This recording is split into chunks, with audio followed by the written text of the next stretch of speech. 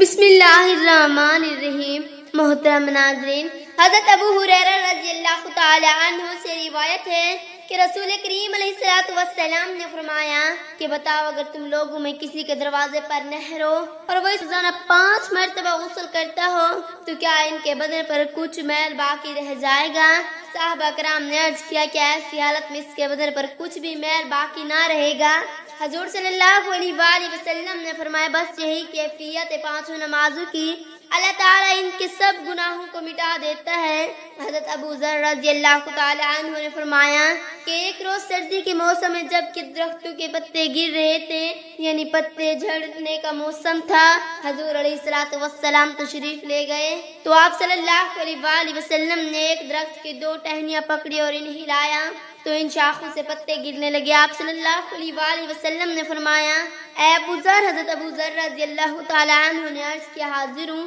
یا رسول اللہ صلی اللہ علیہ وآلہ وسلم۔ آپ صلی اللہ علیہ وآلہ وسلم نے فرمایا کہ مسلمان بندہ خالص اللہ تعالیٰ کے لیے نماز پڑھتا ہے تو اس کے گناہ اسی طرح جھڑ جاتے ہیں جیسے کہ یہ پتے درخت سے جھڑتے جا رہے ہیں۔ حضرت سلمان رضی اللہ تعالی عنہ نے کہا کہ میں نے رسول کریم علیہ السلام کو یہ فرماتے ہوئے سنا کہ جو شخص فجر کی نماز کو گیا وہ ایمان کا جھنڈا لے کر گیا، اور جو صبح سویرے بازار کی طرف گیا وہ شیطان کا جھنڈا لے کر گیا۔ حضرت عبداللہ بن عمر بن الیاس رضی اللہ تعالی عنہما سے روایت ہے کہ نبی کریم علیہ السلام نے ایک روز نماز کا ذکر کیا تو فرمایا کہ جو شخص نماز کی پابندی کرے گا تو نماز اس کے لیے نور کا سبب ہوگی، ایمان کی دلیل ہوگی، قیامت کے دن بخشش کا ذریعہ بنے گی، اور جو نماز کی پابندی نہیں کرے گی اس کے لیے نعمت نور کا سبب ہوئی، نہ کمال ایمان کی دلیل ہوگی نہ بخشش کا ذریعہ، اور وہ قیامت کے دن قارون، فرعون، حماد اور اپنی مدد خلف کے ہمراہ ہوگا۔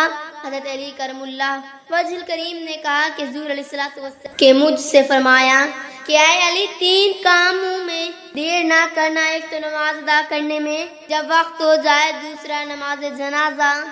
جب کہ وہ تیار ہو جائے، تیسرے بیوہ کے نکاح میں جب کہ اس کا کفو مل جائے۔ حضرت انس رضی اللہ تعالی عنہ نے کہا کہ رسول کریم علیہ السلام نے فرمایا کہ یہ منافق کی نماز ہے کہ بیٹھے ہوئے سورج کے انتظار کرتے یہاں تک کہ جب سورج پیلا پڑ جاتا ہے اور شیاطین کے دونوں سینگوں کے بیچ میں آ جاتا ہے تو کھڑا ہو کر 4 چونچ مار لیتا ہے، نہیں ذکر کرتے اس تنگ وقت میں اللہ تعالیٰ کا مگر بہت تھوڑا۔ حضرت عمر بن شعیب رضی اللہ تعالی عنہما اپنے دادا سے روایت کرتے ہیں، انہوں نے کہا کہ حضور علیہ السلام نے فرمایا کہ جب تمہارے بچے 7 سال کے ہو جائیں تو ان کو نماز پڑھنے کا حکم دو، اور جب 10 سال کے ہو جائیں تو ان کو مار کر نماز پڑھاؤ اور ان کے سونے کی جگہ علیحدہ کرو۔ آہستہ قرآن پاک پڑھنے میں اتنا ضروری ہے کہ خود نے اگر حروف کی تنفیذ کی مگر اس کے طرح آہستہ پڑھا کہ خود نہ سنا تو نماز نہ ہوگی۔ سجدے میں پاؤں کے 1 انگلی کا پیٹ زمین سے لگنا شرط ہے اور ہر پاؤں کے 3 انگلیوں کا پیٹ لگنا واجب ہے، تو اگر کسی نے اس طرح سجدہ کیا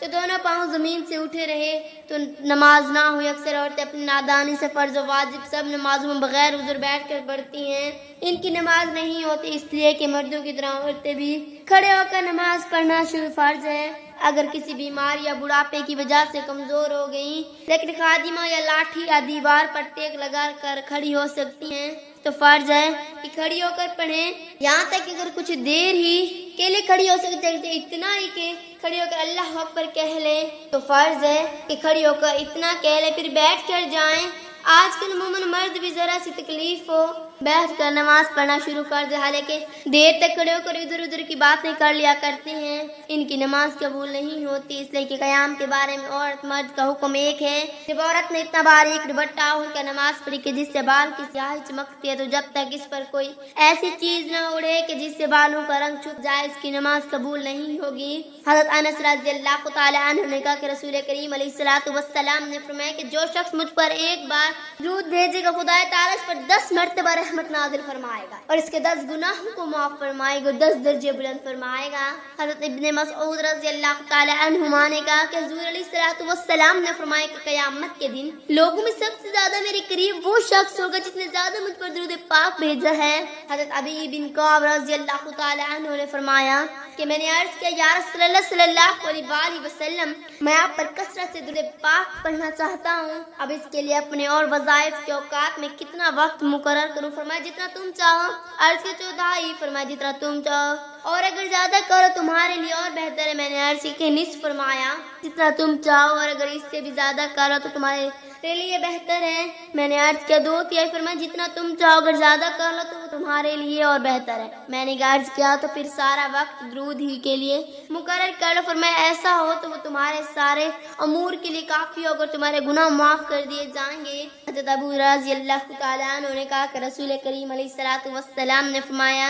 اس شخص کی ناک خواہ الوداع ہو جس کے سامنے میرا ذکر کیا جائے اور وہ مجھ پر درود نہ پڑھے۔ حضرت علی کرم اللہ تعالی وجہ نے کہا کہ حضور علیہ الصلوۃ والسلام نے فرمایا کہ اصل بخیل وہ شخص ہے جس کے سامنے میرا ذکر ہو اور وہ مجھ پر درود نہ پڑھے۔ اللہم صلی علی محمد وعلی آل محمد کما صلیت علی ابراہیم وعلی آل ابراہیم انک حمید مجید۔ اللہم بارک علی محمد وعلی آل محمد کما بارکت علی ابراہیم وعلی آل ابراہیم انک حمید مجید۔ دعا ہے کہ اللہ رب العزت ہمیں ان حدیث پر عمل کرنے کی طاقت اور توفیق عطا فرمائے، میرا سنانا اور آپ کا سننا اپنی بارگاہ الہی میں منظور و مقبول فرمائے، اور ہمیں حضور محمد مصطفیٰ صلی اللہ علیہ وآلہ وسلم پر درود پاک پڑھنے کی توفیق عطا فرمائے۔ آمین ثم آمین۔